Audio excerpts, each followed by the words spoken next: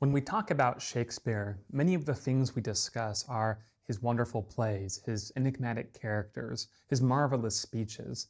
We may also talk about his honeyed sonnets and just his absolute facility with language. We don't talk quite as much, however, about Shakespeare the Great Experimenter, which is what I want to focus on in our poem today. Now, a little bit of backstory about this poem. This is one of Shakespeare's longer poems. Really, the only people who pay a lot of attention to these are scholars. Turtle, by the way, here doesn't mean the creature with four legs, but rather the turtle dove, which is a symbol sacred to the goddess Demeter and which often stands for faith, as we will see in our poem. Something that I love about this poem is its absolute enigmatic nature. However, at the same time, though it remains an enigma and a puzzle, we don't dwell on the fact the puzzle needs to be solved.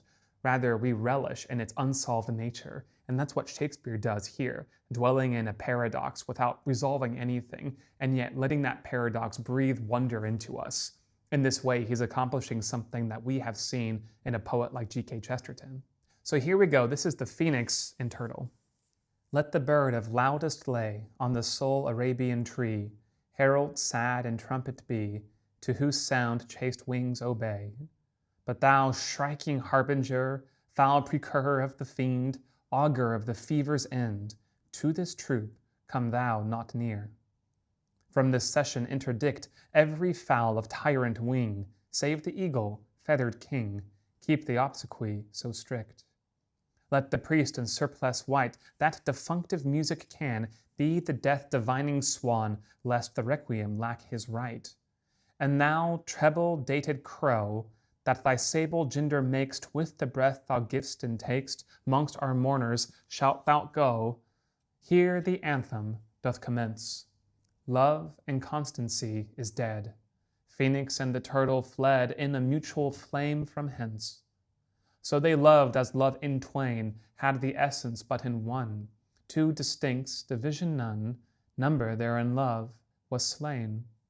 Hearts remote, yet not asunder, distance and no space was seen twixt this turtle and his queen, but in them it were a wonder. So between them love did shine, that the turtle saw his right, flaming in the phoenix's sight. Either was the other's mine. Property was thus appalled, that the self was not the same, single nature's doubled name, neither two nor one was called. Reason, in itself confounded, saw division grow together, to themselves, yet either neither, simple were so well compounded, that it cried, how true a twain seemeth this concordant one! Love hath reason, reason none, if what parts can so remain?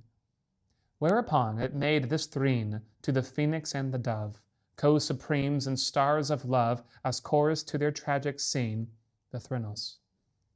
Beauty, truth, and rarity, grace and all simplicity, here enclosed in cinders lie.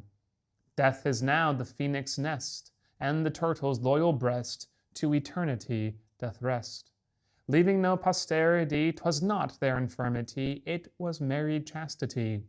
Truth may seem, but cannot be, beauty brag, but 'tis not she, truth and beauty buried be.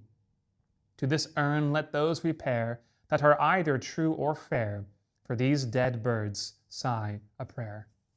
This is obviously a funeral song, but exactly who has died and who Shakespeare is commemorating remains up for speculation. Some have speculated that it could be Queen Elizabeth I. Others say that Shakespeare, a hidden Catholic, could be commemorating the Catholic martyrs who were dying around this time. Whatever the answer could be, I don't think it's terribly important for us to understand and appreciate this poem. Now, what I like about this poem is that it takes a lot of Shakespeare's stylistics that we're used to, his absolute facility with language, for one, and his wonderful opening that we have with the Parliament of Birds, which has a little bit of resemblance to Geoffrey Chaucer. However, while this has many of the trademarks that we know and recognize in Shakespeare, there's also something more experimental going on, something that harkens forth to the metaphysical poets who would come after in the Jacobean era. So let's take a quick look at some of the other aspects of this poem. The first part of this poem is pretty clear. Shakespeare tells us that he is mourning the death of someone. We're not to understand who this is. So we call forward all different kinds of animals and we banish others. We banish the shriek owl, for example, in stanza 2. We tell the eagle to come over, who is the feathered king. We also have the swan song, who's invited to come over. We also have the treble-dated crow. Treble-dated because it was thought back that the crow lived 3 times as long as humans. The anthem proper begins in line 21 when Shakespeare writes, "Here the anthem doth commence." And then from here we get the more metaphysical aspect. Now, what do we mean when we say metaphysical? Well, this refers to a period in poetry following the time of Shakespeare, when we have poets who are experimenting in a radically different way with language. In a characteristic metaphysical poem, the poet likens his love to a flea, talking about how she gets everywhere. We might also think about some of Shakespeare's later sonnets. For example, "My mistress' eyes are nothing like the sun." So we have this radical division in imagery, which allows us to see really by comparing the image with what it's not. But here we have more of the speculative, metaphysical aspect. And Shakespeare here speculates about how love and constancy, turtle dove and phoenix, although they are 2 distinct persons, nevertheless make one entity. He says they loved as twain, 2, had the essence, but in one, 2 distincts, 2, division, none. Number there in love was slain. So right here, Shakespeare is cluing us into that the nature of their love is something that we cannot do justice to by sheer logical proposition alone. He then goes on for the next few stanzas to enumerate this fact even more. Shakespeare absolutely revels in complexity. He revels in paradox. He revels in the union of opposites. We might think about the most famous line in all of English literature, "To be or not to be." That itself is a paradox. How can you move forward when you have living is so difficult and yet the terror of death also keeps you? So this is something in which Shakespeare recognizes paradox itself is not just a simple logical contradiction. In the paradox is contained the seeds of humility, because we are brought to understand that our reason can only go so far. So naturally, reason, considered here not as an abstract noun, but as a person, cannot understand how the love of the phoenix and the turtle dove is supposed to operate. Starting in line 41, Shakespeare writes that reason itself is confounded, is confused by the seemingly contradictory nature of the love between the phoenix and the turtle dove. And here, Shakespeare allows us to see some of his facility with language and some of the delight he takes in uniting these opposites together.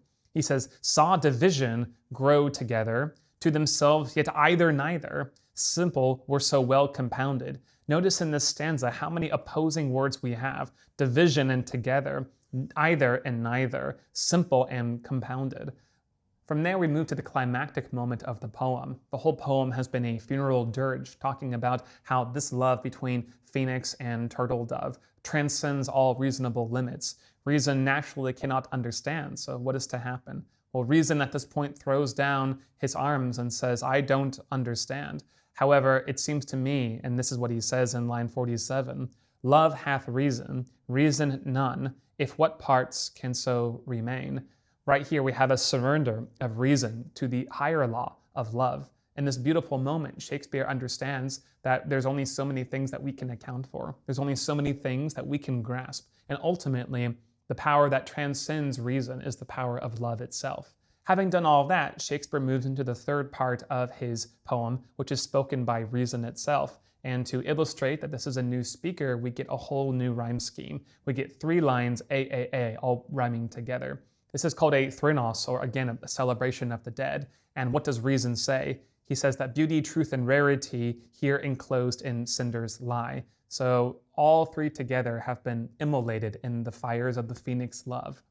In the penultimate stanza, we also get one of the main ideas of the poem, which is the union of truth and beauty, something that John Keats would take a look at 200 years later.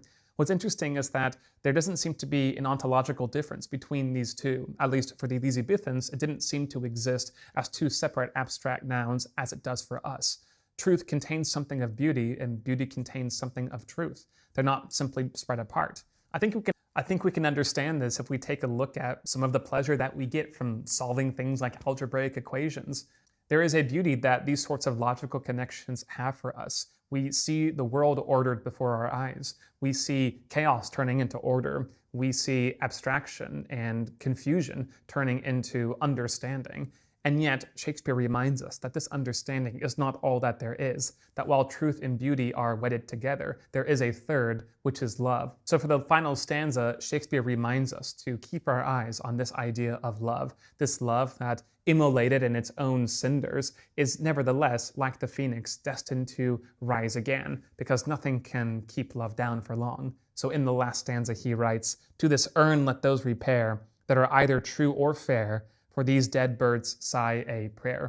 So what's the takeaway of this poem? Well, one of the things that Shakespeare is arguing for is humility. If we can see our reason humbled, if we can understand that there are things in the world to which we do not have direct logical access, then our only response is either frustration that we don't understand, or a sense of wonder, gratitude, and humility that there are such things that transcend our finite minds.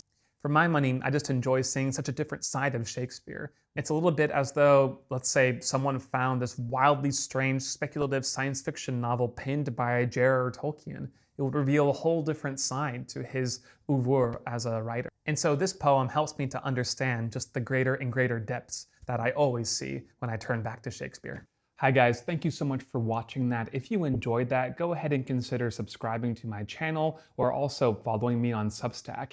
And if you really like what I do, you might also consider checking out my book, Cheers! Around the World in 80 Toasts, a compendium of all the different ways to toast around the world. Thank you so much. Happy reading!